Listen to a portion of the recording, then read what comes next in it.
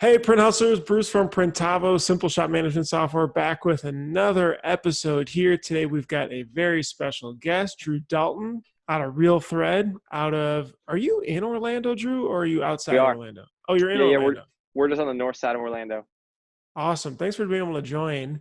We were just chatting about your dashboard up there on top that I was fancying because it looks really Love nice. metrics, man. Love our metrics. You feel like you spend a lot of time setting those up or just monitoring those KPIs? The setup definitely takes time. I think the thing that's important is to figure out like what is really most important because you can go crazy setting up metrics. I mean, technically we probably have 50-ish metrics that we measure. That's spread across multiple teams. So each team kind of has their own metrics. I know we have about 50 because we kind of pay per metric for the software. So we somewhat try to keep it to a minimum just from a cost standpoint. But it's probably good, almost. Way to justify it or like, Oh yeah, yeah, like way to like kind of tone us back and not go yeah. metric crazy, because it then forces us to focus on the metrics that are most important that we really want to measure, in a visual way, in kind of more of like a real time way. There's certainly metrics that we look at just on a monthly or weekly basis that don't maybe need the visual representation that more of like a real time, kind of day to day metric needs, and that's where we take those into more like the visual updates automatically. Just Mhm. so anyway, love metrics. Where did you get that guidance of creating a system, like the business system, to help set that up? Because this isn't very common in screen printing shops, right? Of really creating those metrics and especially departmental metrics. We've been pushing on the book Traction, which they talk all about that, and you meet on them weekly and you set the annual goals there. But where does that come from for you? Traction. Oh, really? You you went through it know too? yeah, I mean, red traction, scaling up, the advantage, right? I mean, all three of them are very similar in terms of the core idea of what Mhm. those three books are really, kind of talking about. And yes, I mean, 5 to 8 years ago, those books were very, very foundational in terms of, what I was trying to build at that time. Truthfully, like I often discredit my experience because I don't have experience ever working for anyone other than myself, to be honest. Uh-huh. I mean, I started printing in college, and shortly after graduating, went full time printing, and so What'd you study in school? finance and accounting. Okay.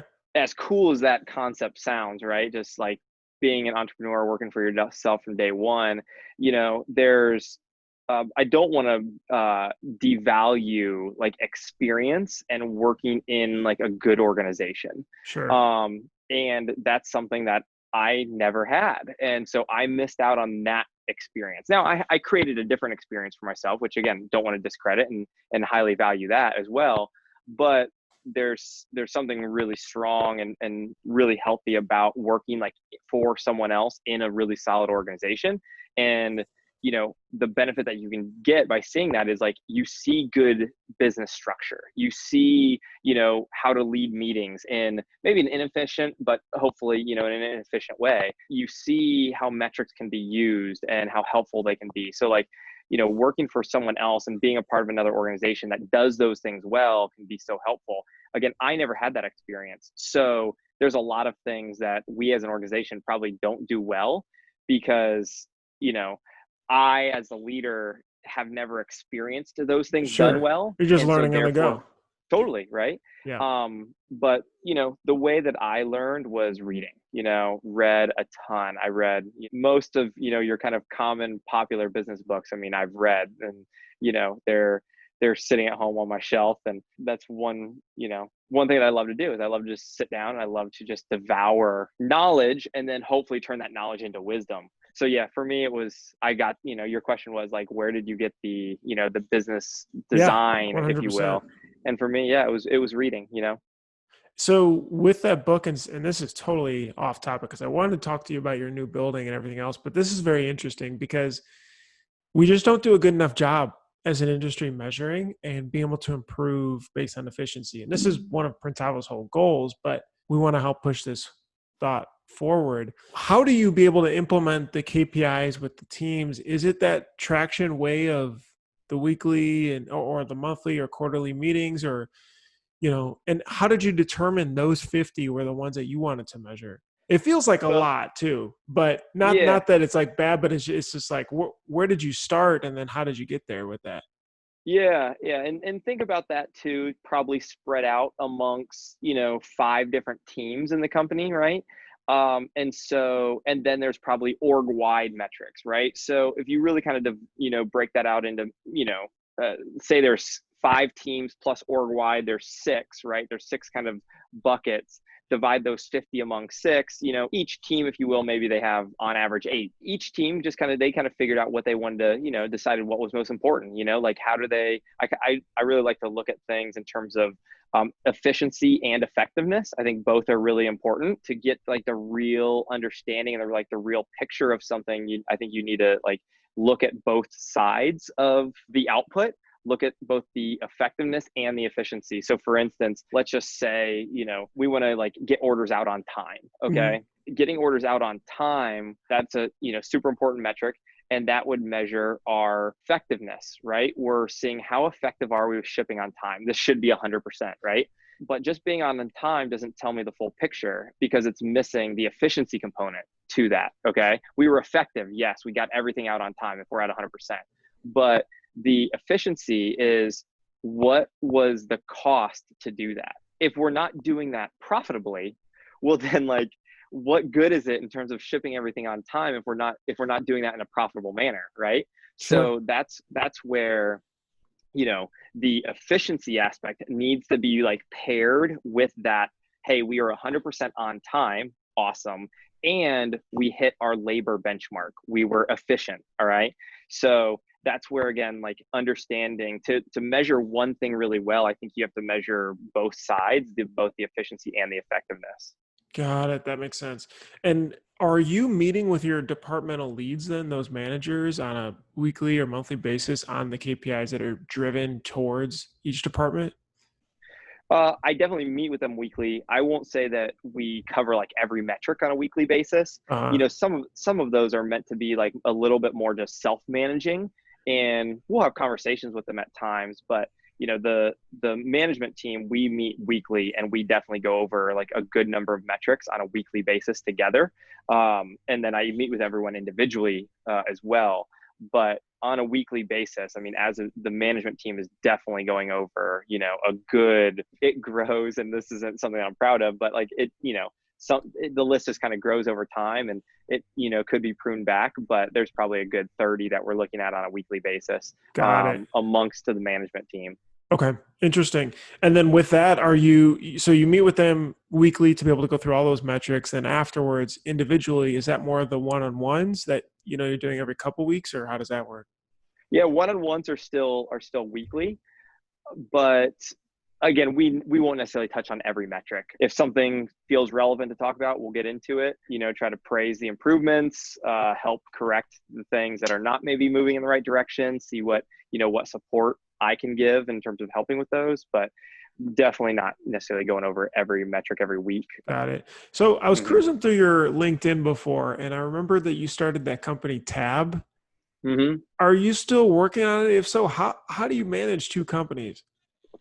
I don't anymore. COVID killed Okay. Tab. Okay. What was So Tab again? It was something like HR rewards, right? yeah, it was vacation benefit for employees. Okay, so it was basically, think of it like a 401k, Uh, but we were matching contributions towards travel. Okay, so as an employer, we were helping employees save for travel. Okay, for vacations, if you will. It was a travel and vacation focused business, and just the tightening of the economy through COVID, and then B, with travel and hospitality coming to a standstill, employers were very reluctant to contribute to employee vacation at got that it. point. So yeah, I really killed that, through COVID. So Tab is kind of a COVID casualty, if you will. It wasn't necessarily COVID proof. That's okay. I mean, it looks beautiful. I mean, you guys probably have the best visual branding. I mean, I'm not a consumer. I'm not fully aware of like how the brand is and you and your community and everything else, but like visually, the site, the social presence, the emails, the Facebook ads. I mean, it's on point. Like it's done very, very well. It definitely emulates how you want people to feel. Is that done in house? Do you work with an agency? How does that all work? I appreciate the compliments. I don't see it quite as positively as you do, but I have pretty high standards. There's some that's done in house, but there's a lot of partners. We work with a lot of people that are far smarter than we are, and to really help us do a lot of things that we do. So that's a huge effort by a number of people outside our four walls. And from a marketing standpoint, we definitely lean heavily on partners. How is the sales flow through browsing through products and picking them and paying there? Like, do a lot of sales go through there, or are they coming from, repeat orders and just emailing directly your account reps? It's all the above.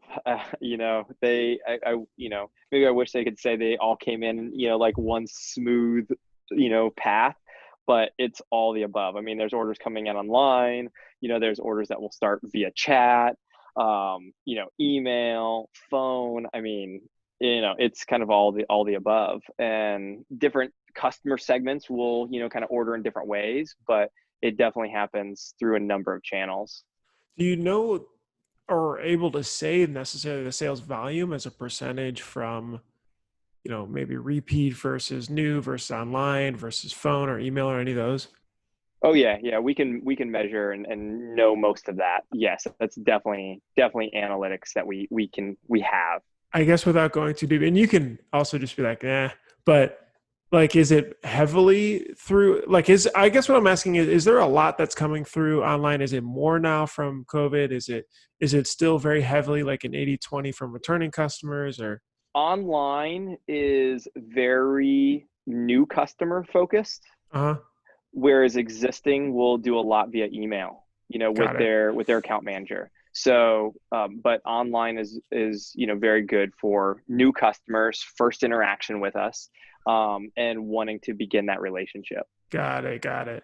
Yeah, you guys are one of the shops that I feel like I've always tried to make it to around ISS Orlando, and obviously that was canceled this year. It's so hard to tell about next year even too. You were bringing up Long Beach earlier, of which, gosh, it's so up in the air. I mean, do you think it would happen, or maybe they would just postpone it?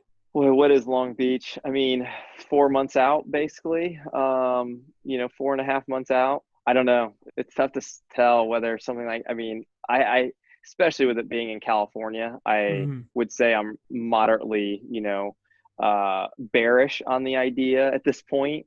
But who knows, man? A lot can happen. We've got an election coming up, and we'll see how things change between Yeah. now and early January. But they'll obviously need to make a decision, I would imagine, in the next 2 to 3 months, Right. just because of companies planning and travel and all that kind of stuff. So we'll see. Have you guys had to change or do anything different since February, March time till now? Like a lot of the industry, I mean, we got crushed right away, right when COVID happened. Thankfully, we did have a pretty nice V, shaped recovery here. Again, certainly just I don't know, how it happened. Again, I think it's a little abnormal, but we've certainly been blessed in that way that things have come back pretty nicely. Masks were a big part of that, and and still are a nice piece of that. So luckily, masks did well for us and helped us, keep people around or bring people back. But yeah, I mean, we definitely had to, we had to make our changes, adapt or die, right? And so thankfully we were able to adapt in some good ways. Yeah, 100%. You guys moved. Are you in your new facility right now? Yeah, yeah, I am. Okay. So when did that happen? What triggered, saying, hey, we got to get out of this old space? Getting out of the old space was more out of necessity than desire. The building was sold. We were leasing the building, had, phenomenal rate when we started leasing the building What 7 or size 8 was years. that old building? Uh, that was 15,000. Okay. So I had a great rate. I look back on it, the rate was ridiculous, but I mean, we put a ton of money into the building too. It was a great building, loved it. It was right downtown Orlando. And, at the time I really wanted that. I wanted to be a part of the downtown community. I wanted our team and our staff to be part of that young workforce. Just, be able to walk to food and just be a part of the energy downtown. And the area that we were in was kind of a redevelopment zone. There was a lot of cool stuff that it was called Creative Village where we were. So there was a lot of cool stuff, in development going on there that we wanted to be a part of. But the building was sold while we were leasing it. And then, the new landlord, he had a new vision for it, started to kind of change it around, try to repurpose it from just warehouse to more retail. And with that, the rate, just kind of went up and up and up. And at the end of our term, we were paying 3 times what we were 7 years prior. Wow. When we first started leasing the building. So, with that, again, it just economically, it just didn't make sense to stay there. The hard part about making a move for a business like ours, and like a lot of the listeners, is just it's not like we're moving laptops and monitors around. Yeah, like us. Yeah. yeah, like Printavo, right? So the cost of moving is just astronomical, and Do you remember for what it us, was or is it hard to pin down because it was spread over time? yeah, I mean, it's well over $100,000, to Hmm. move easily. And so at that point, you got to kind of think about, okay, moving is going to cost me, I'll just use a relatively round number. Let's say it costs 180 grand. Okay, to move, set up the new building, build it out how you need it, screen room, you know, gas, electric. The power requirements are absurd for us, right? Yeah. You get all of those things. I mean, it's can be hard to find a good building. And so let's just say it's 180 grand, to move. Well, you divide that over, I mean, like the break even period on that is a long time. Like even if you can save 5 grand a month on rent, right? To save 5 grand a month, you're 3 years just to break even on that move. You know what I mean? Let alone the hassle and the headache of actually going through the move. The downtime, you got to like factor that in too, right? If you're Hmm. gonna you're going to move, you're going to be down. What's your revenue impact going to be, through that move? So you got to, tack that on top of your 180 that it costs. Moving is a bear. And so again, it was more out of necessity than desire, the move. Although again, I don't, it's great. Love being in a new building. Still, in a great part of town. We moved a little bit north, got more, more space for less money, which is awesome. But, moving is tough, tough, tough. Yeah. Yeah, that's crazy. So you bought this building and No, we still lease actually. oh, you lease this one. So you were We talking about the buying versus leasing. hmm What was the thoughts around that? For the longest time, I've kind of been of the mindset like invest in our core business, Uh-huh. not in the business of real estate. That logic makes a lot of sense in a lot of cases. Okay, to let someone like focus on their core competency, Uh, and let the real estate be worried about, let someone else kind of worry about that, just pay rent, and then it's kind of out of sight, out of mind. Whereas when you own the building, again, there's so many other factors that kind of come into that. However, like that whole idea of like invest in your core business, not the real estate, I've kind of come around to looking at that in terms of that makes a lot of sense again for someone like you. Okay, where you going into an office, okay, there's very little like build out costs that you really need to do to like move into an right. office, We right? need internet. You need internet, right? That's just about it. Exactly. So again, the cost for you to like set up a new facility is very low. Okay. So therefore your opportunity cost, okay, like let's just say let's say it did cost you 100 grand to move, okay, to like set up the new building, right? You've got to decide what to do with 100 grand, right? Do you set up a building or do you not? Okay, and let's Hmm. just say you couldn't.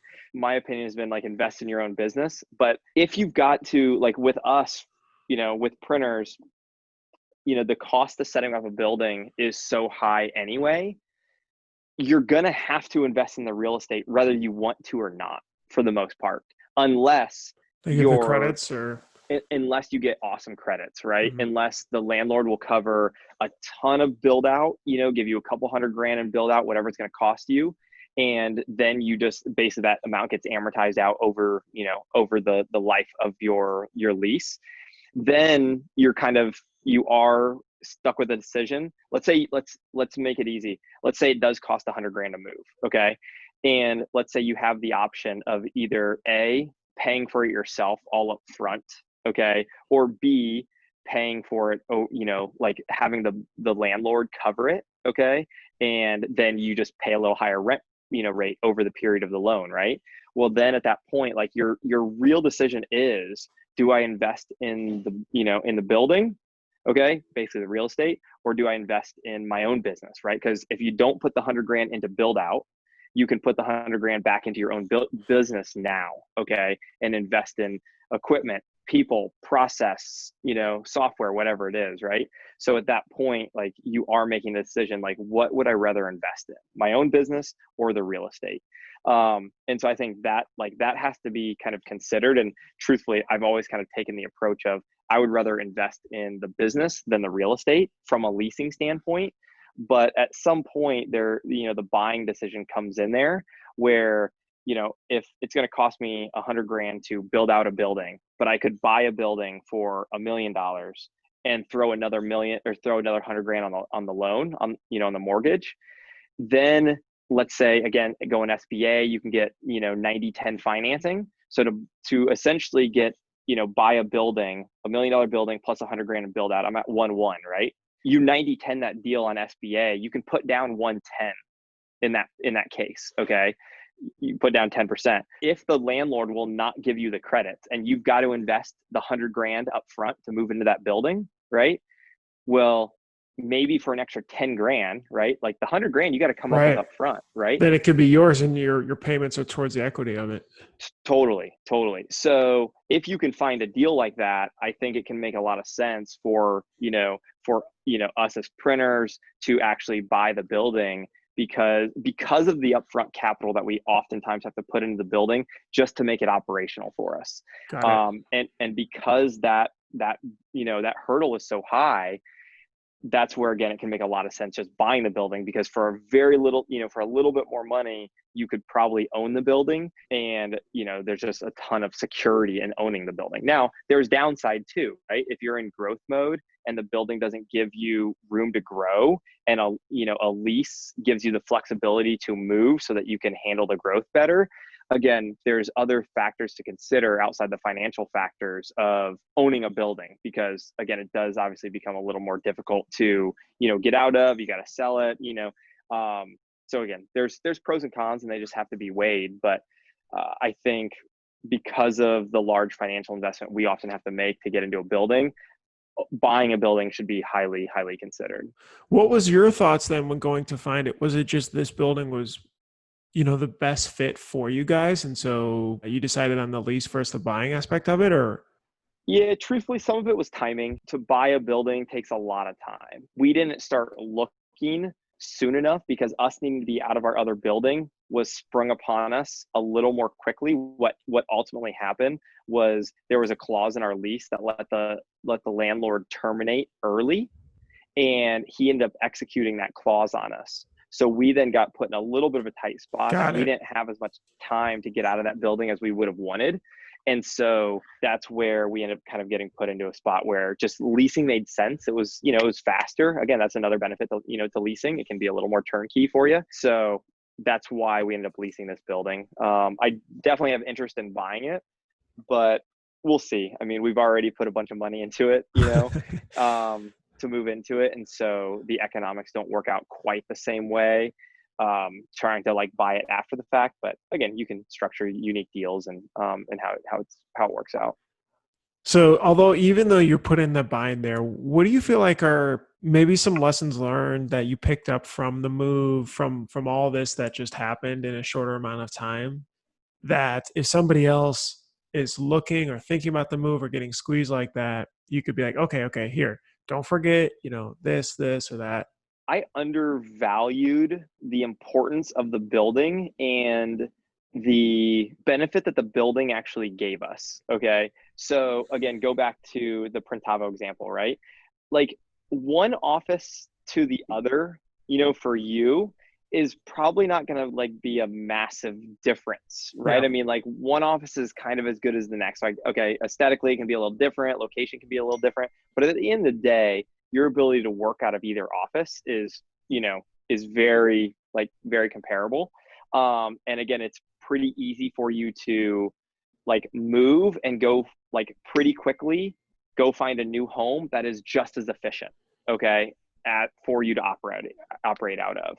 Whereas again, with us, with the setup that's required, the permitting that we have to go through, right? Again, like, Yeah. your situation is so easy. Like, what permitting do you need to go through to go like hook up a monitor and a laptop to Drew, the internet, right? internet and bathrooms. Of which some of these buildings, especially the older ones in Chicago, have like no bathrooms in them because they Oh were yeah. built in the 30s and 40s, and there was no rules around it. But anyway, you're right. Go on, go on. Yeah. So, I think I certainly undervalued the building itself in terms of the value that it was providing, even though we Mhm. were leasing it. Something as simple as a roof leaking or not is Sure. something that, is a real problem. And like our old building, the roof didn't leak at all. The new one, we've had problems. And I like, that's not something that was like really kind of top of mind as we were looking at buildings. It's like we didn't have problems at our old building, so I wasn't thinking about having problems at a new building regarding the roof, but just the headache and the hassle that roof leaks can create. Luckily we're getting them fixed, and so hopefully that that problem goes away before too long. But it creates real problems, right? I mean, it can drip on product, equipment. I mean, all that kind of stuff. So I think I definitely undervalued the building. We, for instance, too, we like to run on natural gas. We like to avoid propane. It can be hard to find a building that has natural gas nearby, that's, on a natural gas line. And it took 7 months. Today, we've been in the building for like 5 months now, but, we Hmm. had 2 months of starting to work on it. It's taken literally today, the, last Friday in August, we are going to finally get natural gas hooked up. It's taken 7 months to get the Wow. utility company to the line was 15 feet off of our building. It was running right down the road. I mean, it was literally 15 feet off our building, but the gas company, they clearly have a monopoly on the industry because they care very little about customer service and making Right. customers happy. The fact that they'll It's take just a seven cost to months them. Yeah, totally. Yeah. And so, we've been running propane, which is more expensive, and we don't like running propane as much. So, the idea, just even the effort of going through and the cost that now we're making a propane to get, natural gas switch. And there's a cost there, right? So, we have power. I won't even get into the power requirements, but many people have, just the amperage that is required to run flashes, dryers, presses. I mean, just everything that goes into it. Man, it's hard to find a building that has good power. That's my experience anyway, Sure. is, finding enough amps. And if you want to try to bring in more amps, I mean, again, my experience, like the cost of doing that can be so, so high. That again, that's money that, we as, the tenant in this case, we have to pay for. I mean, the landlord cares very little about like bringing in more power, because what's the likelihood that, that's going to be beneficial to like, that's not really going to increase the value of the building all that much, is the way like a landlord is going to look at that. So the likelihood of them being willing to help bring in more power is very low. So do you feel like this is all like if you would have went back, you would have just taken more time evaluating buildings, or it was just like, this was the best one. It's just things that we just had to deal with regardless. I would just start the process earlier. Like Yeah. before I needed to, would just start the process and really, just, looking at area and timing and financial viability, all that kind of stuff of, the move and a building. And I think I've probably looked at buildings like probably a little more like short term than is really kind of helpful. And because we were growing so fast for so long that we were needing more space, you want to add presses and dryers. I mean, it's just hard. You need What do you feel square like's the footage. right time frame then to look at? Like, were you looking at a 5 year and you're saying I should have been looking at 10 or? Yeah, yeah, exactly. Yeah, Hmm. just looking at it a little more long term like that, because the other thing, it's hard. But like when you really start looking at the building and running additional shifts, like if you want to just run one shift, right? I mean, you're going to be highly, highly limited from a growth standpoint, whether you have room for two presses, four presses, 8 or 10, whatever it is, right? If you're only willing to run one shift worth, then it's going to get expensive. That growth, that like to be able to print more, that growth becomes very expensive, because then you're buying more equipment, right? But then you also need more square footage. So I mean, that's at least the inexpensive thing is the lease rate, right? To just lease more space. The expensive thing is kind of the move, and like moving your entire operation to move into more space.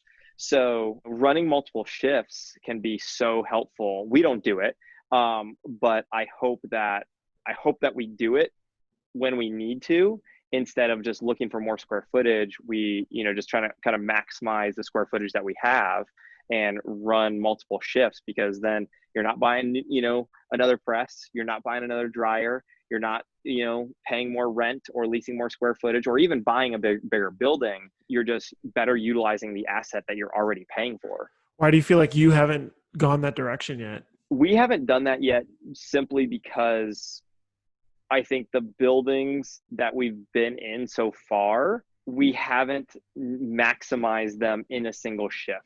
We've been, working on efficiency in a single shift, and we haven't yet maximized that. We are in, now we're in 22,000 square feet. Depending on how we utilize it, could give us a lot of square footage for more presses, which, could give us a lot of growth. But there's still a barrier there where we'll need to go to a second shift. But again, we've been really trying to work on like, hey, how can we get more efficient even on one shift, and get more done from a growth standpoint? We haven't needed to go to like multiple shifts in the buildings that we've been in for an extended period of time. We've done it for short little bursts, periods of times, but we haven't needed to for an extended period of time. Got it. Makes sense. What do you feel like keeps you up, Drew, just to wrap up and it seems like you got a lot going on. I mean, well, first of all, how many people are at the shop now at Real Thread? There's probably 40 or so. Okay. 40 and two autos, three autos? We're actually just running two right now. Again, this is where I'm talking about, been working on efficiency. We're running two right now, with a small little Diamondback L. So that's, historically that's kind of been like a tag and label press, but, we'll throw other stuff on that from time to time, sleeves and whatnot. So it's, call it 2.5. From a utilization standpoint though, it's probably like 2.1, truthfully. Sure. Gotcha. I mean, it's just, it's a lot, definitely, but it seems like you've done a great job of departmentalizing, delegating, at least from the outside. I feel like we can always improve on it, but what do you feel like now keeps you up that you're thinking about of trying to improve next or moving the company in this direction or what? Oh, there's so many things. There's so many. I mean, even just differentiation, I think we have a lot that we could do there to really just, find our place in the market. I think that was probably more clear 5 and 8 years ago than it is now. And so really trying to figure out, like, what place do we, really play, or what place do we hold in the market, is one of them.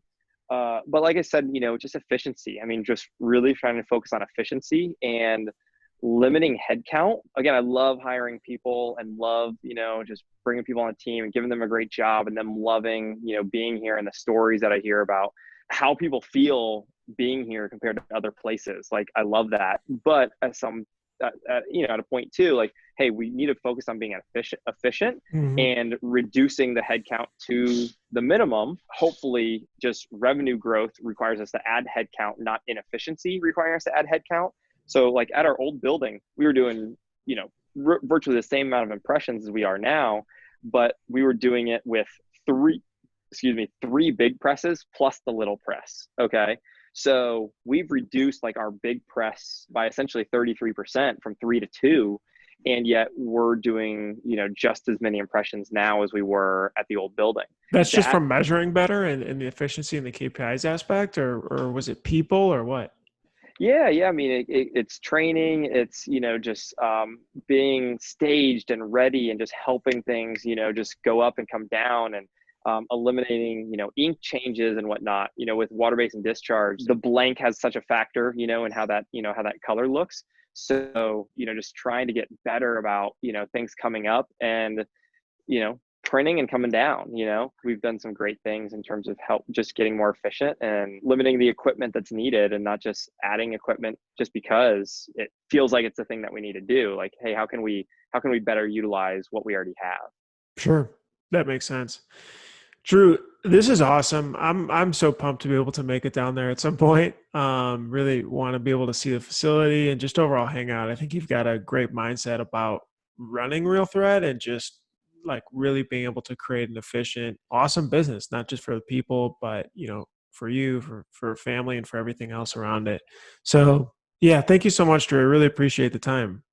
Yeah, man, I appreciate it. It's I honestly, like, I do. I love what I get to do. It's a tough industry, but it's a fun industry, Like, I'm not one to, go into the office buttoned up, suit and tie every day. And I just, I love the fact that our industry is like a fun, relaxed, like casual industry in that way, So I love being a part of it. It's a blessing. Really love coming to work every day and figuring out how to get better at printing t-shirts, and just and for me, like, providing a better experience for our team, our customers.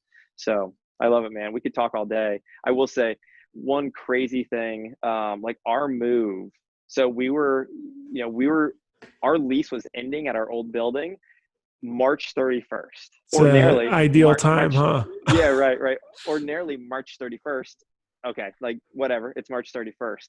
But March 31st, 2020 was not like, any other March 31st Yeah, that that was the most of peak us. of just It was. confusion and craziness. Yeah. It was nuts. It was crazy, crazy nuts. And again, like a lot of people listening, late March, early April, I mean, we were getting crushed, with numbers being down. You've showed, Yeah. your graph, and just how the order volume in Printavo dipped so much, over that period of time. And so on top of that, trying to move and then make decisions of, okay, we were running, 3 presses at the old building.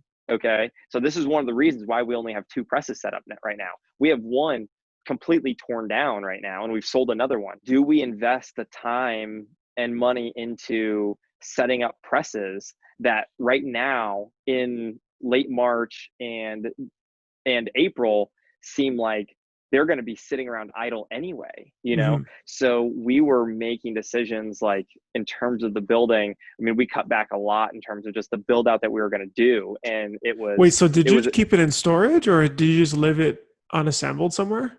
Yeah, it's unassembled. I mean, we have, a whole striker sitting out there just broken down, and waiting to be either sold or put back together, one of the two. But yeah, we were making decisions in the heat of COVID in terms of what we do on the building.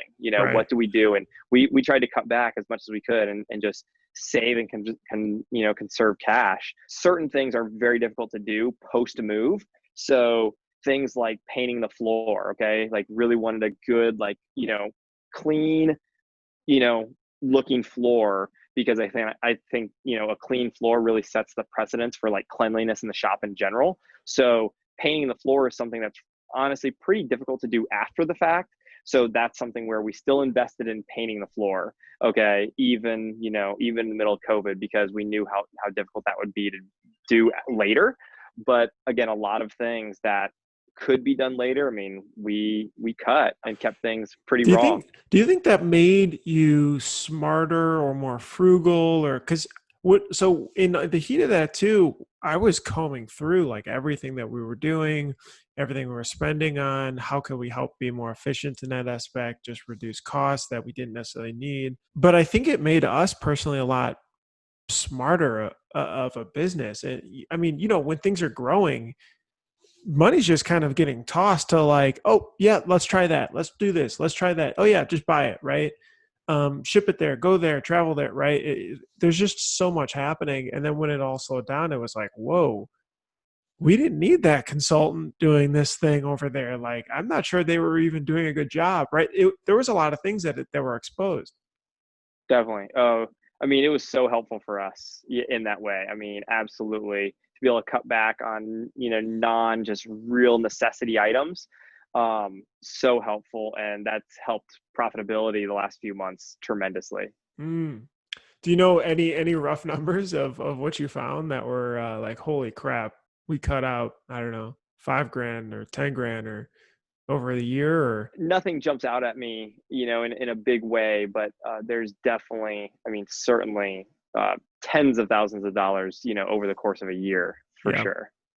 Yeah. Yeah, yeah, we definitely had that too. It's almost like we all need to put on our calendar like a good financial cleaning every year. Just like, okay, we're gonna all take we're gonna be out of the office. We're gonna all go through all of our books and we're gonna look at this. We're gonna highlight, things that are like, what the heck? Are we sure? And Big then time. make sure to clean it out. Oh, for sure. Yep. Awesome, Drew. This is Drew So Dalton. You guys can follow Real Thread on Instagram. They have some really cool stuff. Are you on social as yourself? I I don't was just do about any to say, social. but yeah, I mean, we just chat over Slack and text and things, but if you guys ever looking for inspiration or things of how really Drew's thinking about the details on that end, I know everybody's always critical of their own work, but I have to say it's awesome. So definitely check out Drew Dalton, realthread.com. Awesome. Thanks, It Drew. is. You're welcome, man. Good to be with you.